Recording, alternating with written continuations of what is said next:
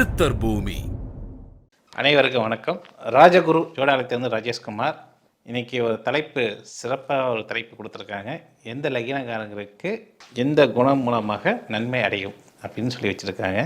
பொதுவாக பார்த்தீங்கன்னா 12 லக்னத்தில் முதல் லக்னமான மேச லக்னக்காரங்களுக்கு 5, 9 சாணாதிபதிகள் அந்த தசாநாதனோ அல்லது புத்திநாதனோ வரக்கூடிய காலகட்டத்தில் அவங்களுடைய பேச்சும் அவங்களுடைய திறமையும் அப்புறம் அவங்க எடுக்கிற ஒவ்வொரு முயற்சியும் வெற்றிகரமாக அமையுமானா நிச்சயம் அமையக்கூடிய வாய்ப்பினை உண்டு. 5ஆம் பாவம் என்பது பார்த்தீங்கன்னா மேச ராசிக்காரங்களுக்கு பார்த்தீங்கன்னா சூரியனுடைய தசாநாதன் காலகட்டத்தில் அவங்களுக்கு நல்ல ஒரு குண அதிசயங்கள் நல்லபடியாக வருமானா வரும். உயர்ந்த எண்ணம், உயர்ந்த நோக்கம், உயர்ந்த சிந்தனை பார்த்தீங்கன்னா சூரிய பகவானே அந்த மேசராசி நபர்களுக்கு கொடுப்பாங்க. 9ஆம் பாவம் சொல்லக்கூடியது குரு. அப்போ அந்த குருவோடைய தசாநாதன் அல்லது புத்திநாதன் வரக்கூடிய காலகட்டத்தில் அவங்களுக்கு சிறப்புகள் மிகப்பெரிய சிறப்புகள் யார் மூலிமா வரும்? தந்தை மூலமாக வரும், தந்தை உறவுகள் மூலமாக வரும். அந்த சமயத்தில் உங்கள் ஜாதகப்படி சூரிய பகவான் நல்ல அமைப்பில் இருந்தால் மட்டும் நான் சொன்ன மாரி நல்ல எண்ணம், நல்ல நோக்கம், நல்ல திடமான ஒரு திட்டத்தை தீட்டக்கூடிய ஒரு வாய்ப்பினை ஏற்படுத்தி கொடுக்கும். இதே அதாவது 5க்குரிய சூரியனோ அல்லது 9க்குரிய குருவோ உங்கள் ஜாதகத்தில் சரியில்லாமல் நிலையில் இருந்தால் அந்த தசாநாளம் காலகட்டத்தில் பார்த்தீங்கன்னா பிரச்சனைகள் வருமானா நிச்சயம் பிரச்சனைகள் வர வாய்ப்பினை உண்டு அப்படின்னு சொல்லப்படுது. அடுத்தது ரிஷப லக்னக்காரங்களுக்கு புதன் பகவான் சொல்லக்கூடியது 5ஆம் பாவம் அதிபதி புதன் பகவான்.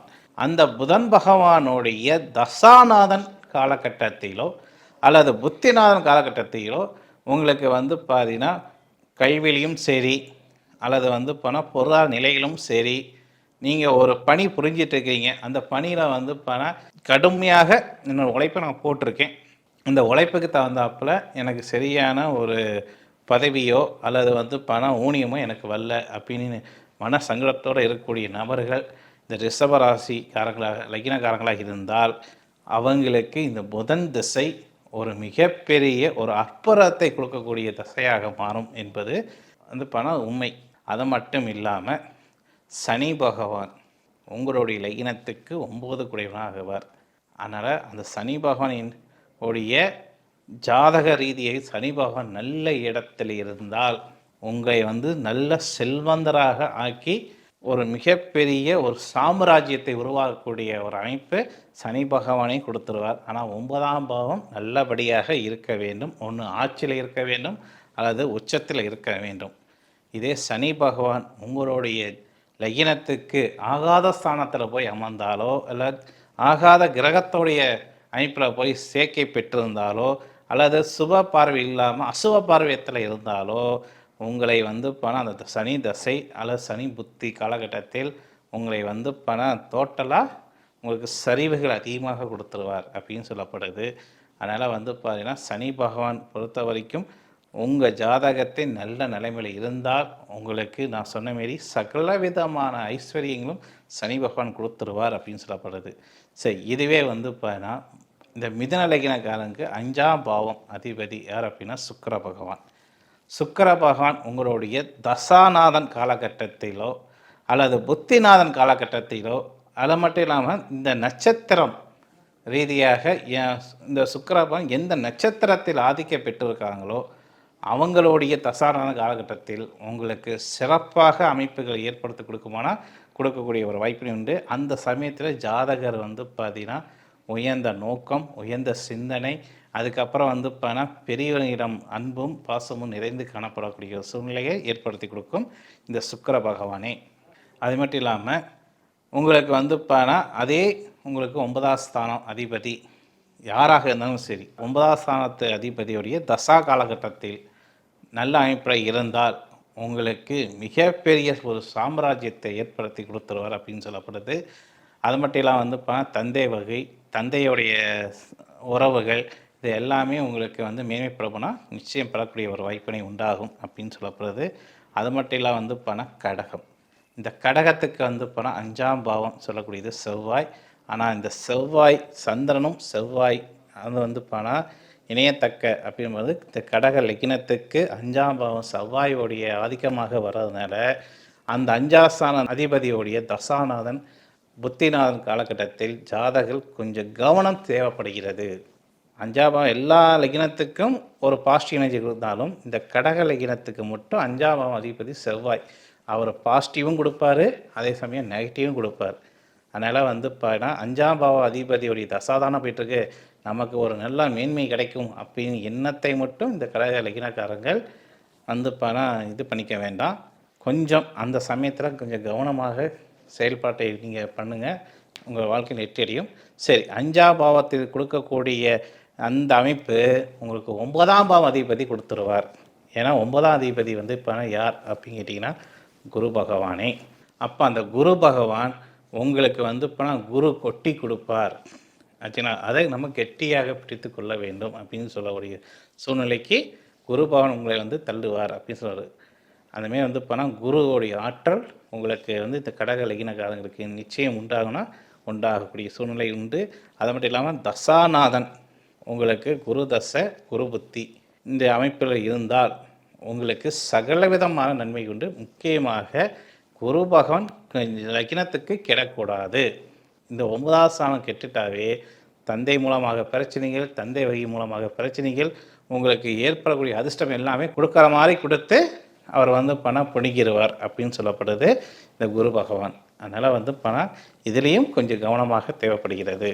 அது மட்டும் இல்லாமல் சிம்ம லக்னக்காரங்களுக்கு அதே குரு பகவான் உங்களுக்கு 5ஆம் பாவத்துக்கு அதிபதி குருவாக வரனால பிள்ளைகள் மூலமாக அதிர்ஷ்டத்தை ஏற்படுத்தி கொடுக்குமானா நிச்சயம் ஏற்படுத்தி கொடுக்கும். பூர்வ புண்ணிய ஸ்தான அதிபதி உங்களுக்கு நல்லபடியாக அமையும் அப்படின்னு சொல்லப்படுது.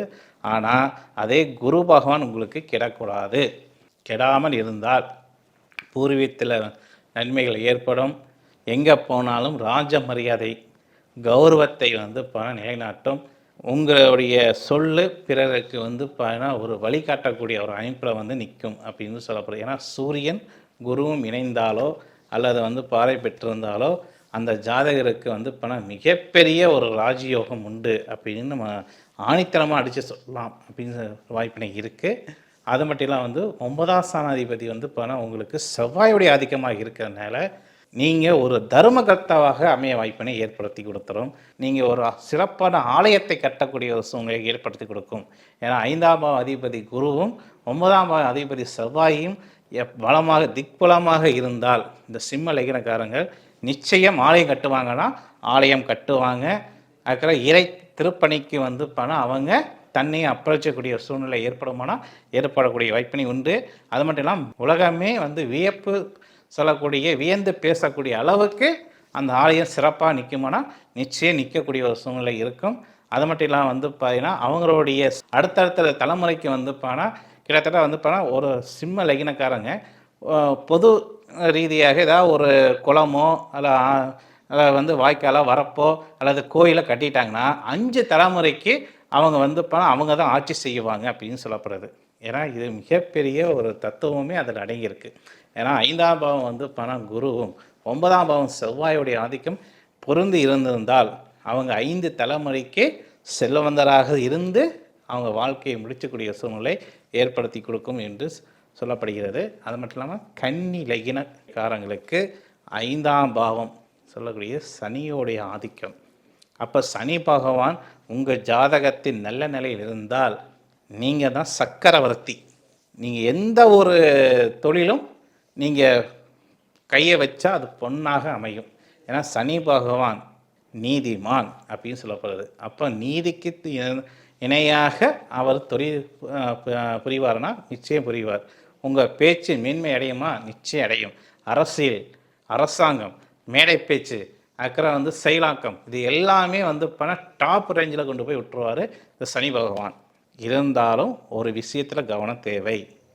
சனி பகவான் 12 கட்டத்தில் எந்த கட்டங்களாக இருந்தாலும் சரி, எந்த லக்னமாக இருந்தாலும் சரி, சனி பகவான் மட்டும் கெடக்கூடாது. கெட்டுட்டால் சகல விதமான பிரச்சனைகளுக்கும் அவர் வந்து சில பல வகையான கருமாக்களை அவங்க அடைவாங்க. இந்த சமயத்தில் ஒரு விஷயத்தை சொல்லக்கூடிய இருக்குங்க. பாவம் புண்ணியம் அப்படின்னு ஒரு விஷயம் இருக்குது. இந்த பாவம்னா என்ன, புண்ணியம்னா என்ன அப்படின்னா, சில ராசிக்காரங்கள் புண்ணிய ஸ்தலம் சொல்லக்கூடிய அமைப்பில் இருக்கும். என்னென்ன வந்து 5 ராசியை நம்ம தேர்ந்தெடுக்கலாம். மேஷம், சிம்மம், கும்பம், அப்புறம் மீனம், முக்கியமாக தனுசு அதை சேர்த்திக்கோங்க. இந்த 5 ராசிக்காரங்களுக்கும் புண்ணியம் அவங்க எந்த அளவுக்கு செய்கிறாங்களோ அந்த அளவுக்கு இப்போ நல்ல அடுத்த வம்சங்கள் அவங்களுக்கு நல்லபடியாக நிற்பாங்க, நிலையாக நிற்பாங்களான்னு நிற்பாங்க. ஆனால் இந்த 5 ராசிக்காரங்களும் புண்ணியம் இல்லாமல் பாவத்தை செஞ்சிட்டாங்கன்னா 5 தலைமுறைக்கும் அவங்க வந்து பார்த்தா எங்கள் தாத்தன் என்ன தான் பண்ணி விட்டுட்டு போனானோ தெரியல, நான் கஷ்டப்பட்டுட்டு இருக்கிறேன் அப்படின்ட்டு சொல்கிற அளவுக்கு அந்த வந்து பாவத்தை சுமக்குமானா நிச்சயம் சுமக்கும். இந்த 5 ராசிக்காரங்களும் தெய்வ செஞ்சு புண்ணிய ஸ்தலத்துக்கு சொல்லக்கூடிய பாத யாத்திரையாக ஒரு முறை உங்களுடைய ஆயுள் முழுவதுக்கு முன்னாடி பாத யாத்திரையாக நீங்கள் இந்த புண்ணிய ஸ்தலத்துக்கு சொல்லக்கூடிய ராமேஸ்வரம், காசி இந்த ஸ்தலத்துக்கு போயிட்டு வர்றது நல்லது. அங்கே போய் கங்கையில் போய் முழுகிட்டு வர்றது நல்லது. இல்லை எனக்கு என்னுடைய காலகட்டத்தில் அந்த ஸ்தலத்துக்கு நான் போக முடியல அப்படின்னா அட்லீஸ்ட் உங்கள் பகுதியில் இருக்கக்கூடிய ஆலய திருப்பணிக்கு உங்களால் முடிந்தது ஒரு திருப்பணியை வந்து செய்து முடியுங்க. ஒன்று வந்து போனால் கோயிலுக்கு வந்து வண்ணங்கள் பூசுங்க, அது ஒரு நல்ல திருப்பணியாக அமைஞ்சிடும். அல்லது கோயிலுக்கு வந்து போனால் விளக்கு வந்து போனால் பஞ்சலோக விளக்கு சொல்லக்கூடிய விளக்குகள், கோயிலுடைய குளம் அதை வந்து சீரமைப்புகள் அதை செய்து பாருங்கள், அது உங்களுக்கு ஒரு புண்ணியமாக அமையும். இப்படி கோயில் சம்மந்தப்பட்ட எந்த ஒரு விஷயத்துக்கும் இந்த 5 ராசிக்காரங்களும் வந்து போனால் வாரண்டியாக போய் செஞ்சாங்கன்னா அந்த குடும்பம் வம்சம் விருத்தி அடையுமா? நிச்சயம் விருத்தி அடையும். தயவு செஞ்சு இந்த ராசிக்காரங்கள் நிச்சயம் திருப்பணியில் ஈடுபடுங்க, புண்ணியஸ்தலத்துக்கு சென்று வாருங்க என்று சொல்லி விடைபெறுகிறேன். மீண்டும் இனிதொரு நிச்சயம் சந்திக்கும் வரை உங்களை எனது விடைபெறுவது ராஜேஷ்குமார். நன்றி, வணக்கம். சித்தர் பூமி.